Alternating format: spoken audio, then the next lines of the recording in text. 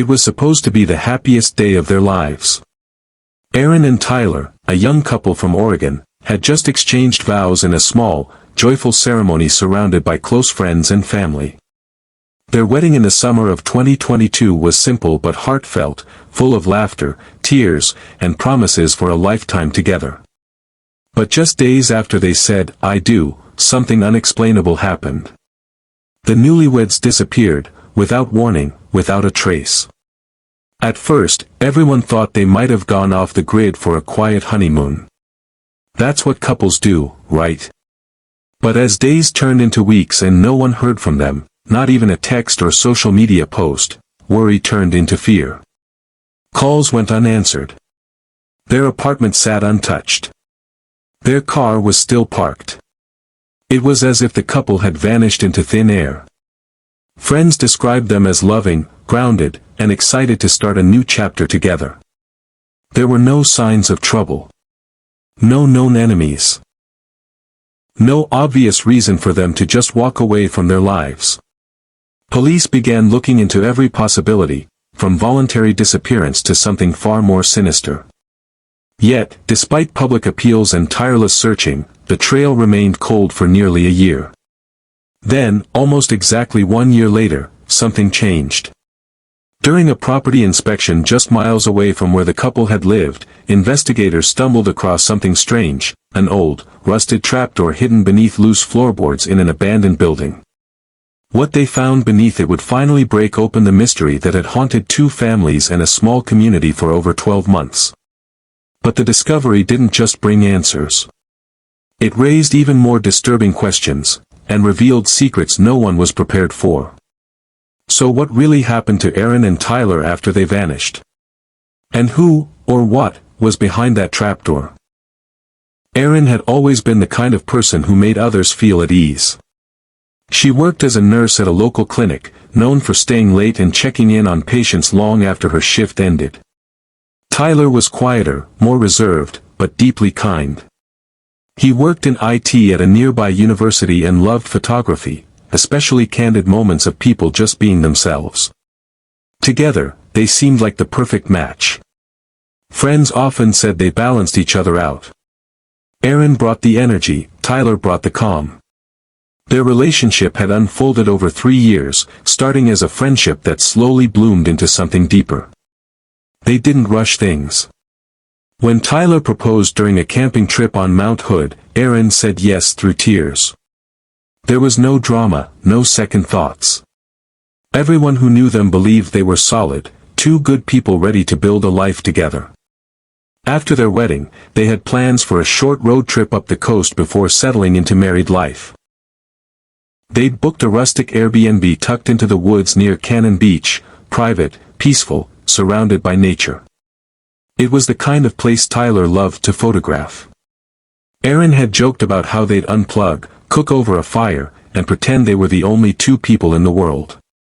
That's where they were headed the last time anyone saw them. But they never checked in. When the property owner tried to contact them after the check-in date passed, there was no response. The reservation had been paid for. No sign of forced entry, no luggage left behind, nothing. Police visited the area and found no evidence the couple had ever arrived.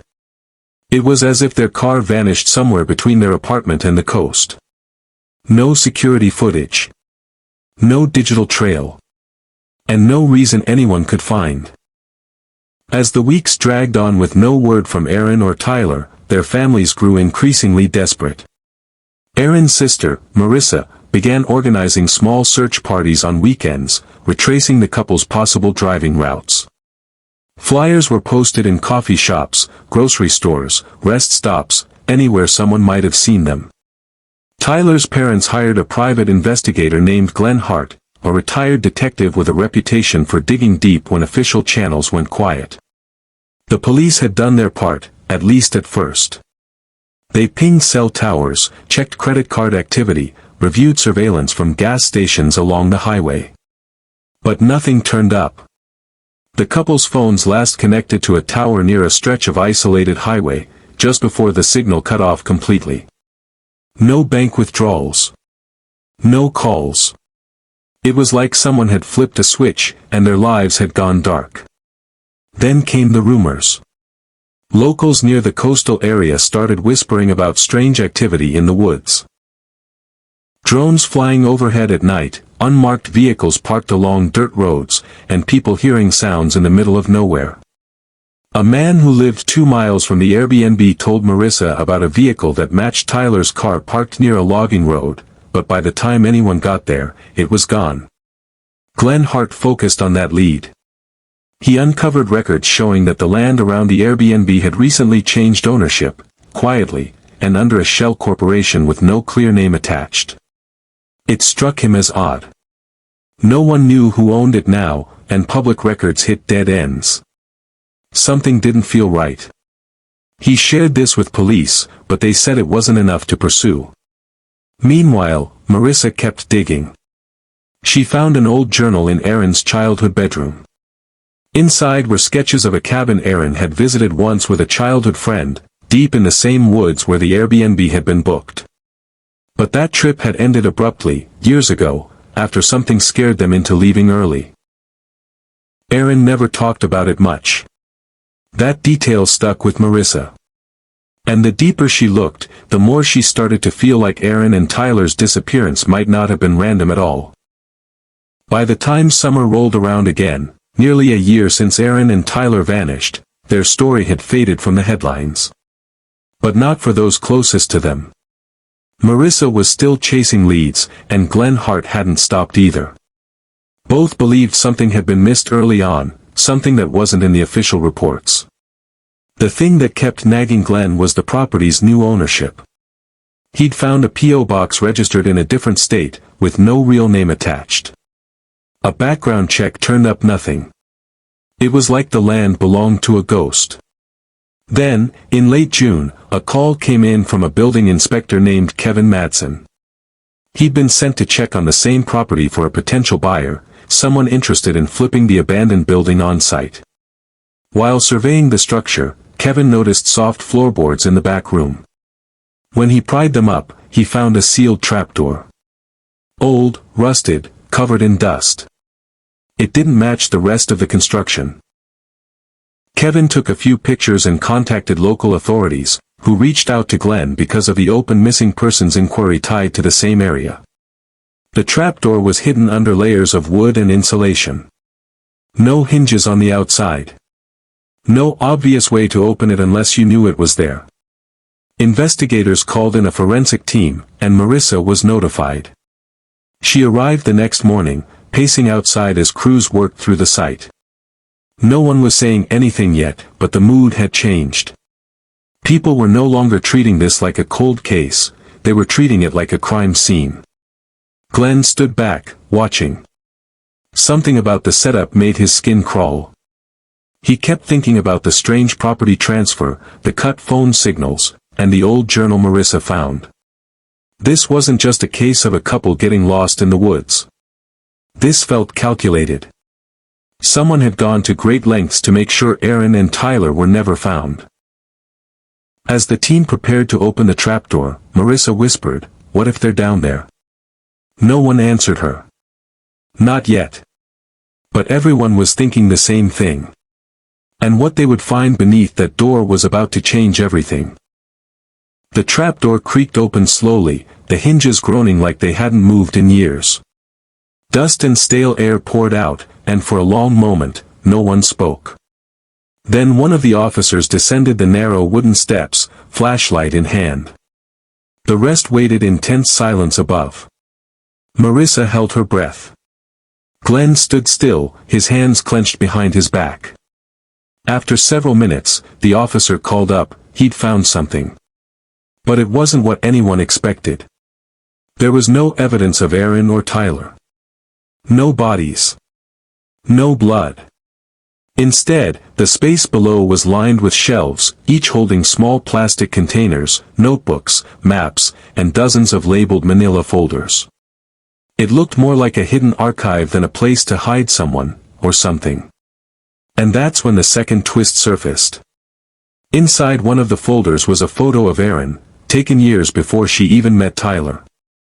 It showed her sitting outside a gas station in California, unaware she was being photographed. Another photo was of Tyler, at his old college job, standing by the server room, looking over his shoulder.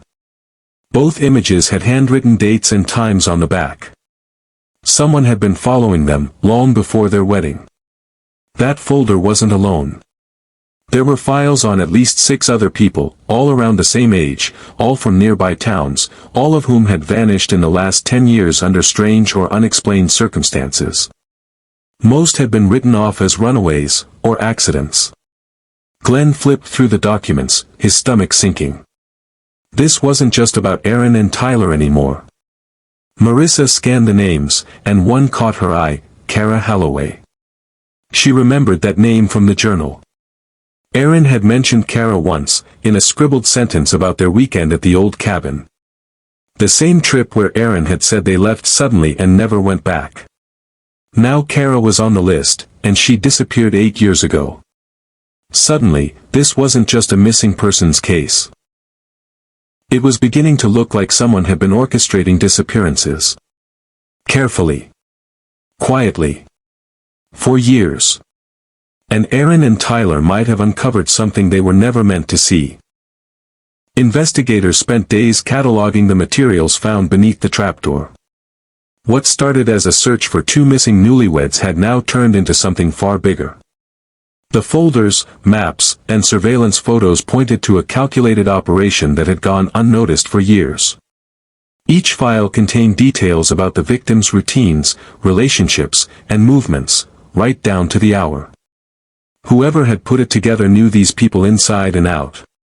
And Erin and Tyler had somehow landed in the middle of it.